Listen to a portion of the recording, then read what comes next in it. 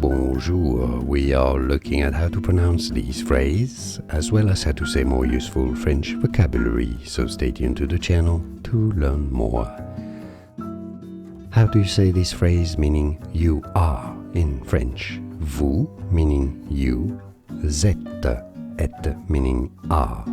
What happens here is that you make what is called a liaison, meaning that you link up the S from vous, that is normally silent. So if you just say vous by itself, the S is not pronounced. But if you put a word that has a vowel at the beginning of it, then it becomes audible, and you pronounce it like a Z. Vous êtes, vous êtes. The S at the end of êtes is silent unless there is another word after it, starting with a vowel. Anyhow, vous êtes is how you say you are.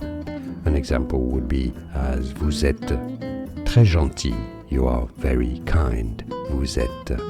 And now you know. More videos for you here to learn more French vocabulary. See you there. Thanks for watching.